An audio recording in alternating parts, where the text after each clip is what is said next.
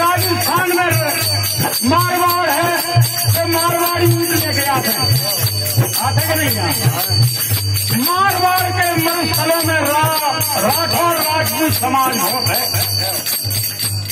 जब राठौरों की तलवारें म्यान से निकलती थी उन राजपूतों की, क्या अफगानिस्तान, क्या पाकिस्तान, क्या ईरान, क्या इराक, उन्होंने 1000 वर्षों तक इस मातृभूमि पर दुश्मन को कदम नहीं रखने दिया।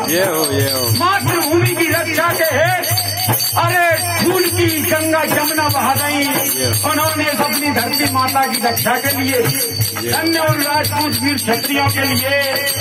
ऐसे महाराणा रतन सिंह राठौर के घर एक कन्या ने जन्म लाओ, देखो नाम धरोगा मीराबाई, और वे मीराबाई कब आई? सूर्यवंशी राजघराना।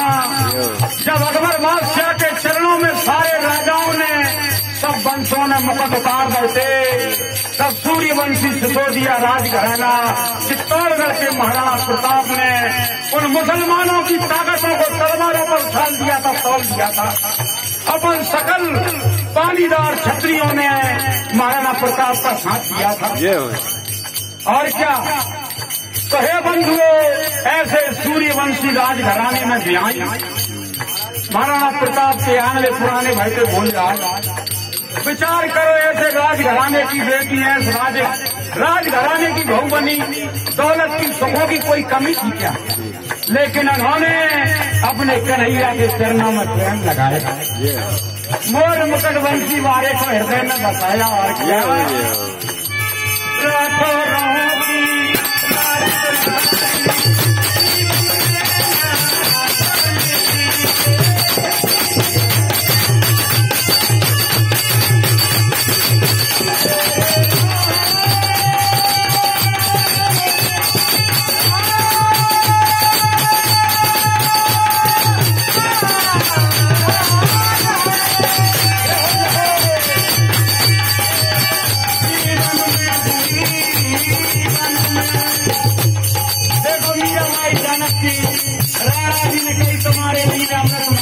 चरणामृत मंगवा दो, कन्हैया को चरणामृत मंगवा दो। पी जाओ भजाई उनके देव न कई जहर को हार प्यालो, 1000 आदमी मर जाते तो जहर को, बस जहर से 1000 आदमी मर जाते ठाकुर साहब। लेकिन मीरा का नादान की जानत की लगाम जहर है वो। लेकिन अपन कई युग के भक्तन को विश्वास बढ़ाने के लाने कि मेरे रखवारे तो बंसी वारे मेरे बार माँ को नहीं होगा, लेकिन संसार को विश्वास बढ़ जाएगो है भगवान।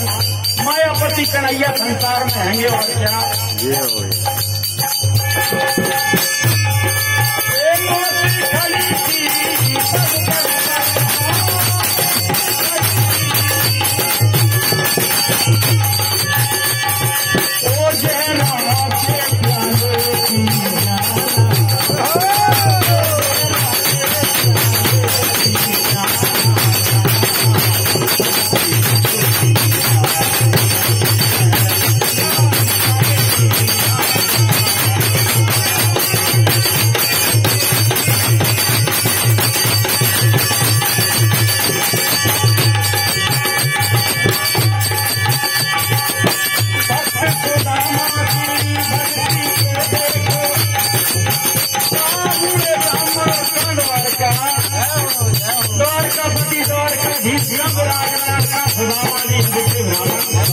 लेकिन देखो नादानी भोरे भगत संदेश लेकर ढोल समाज के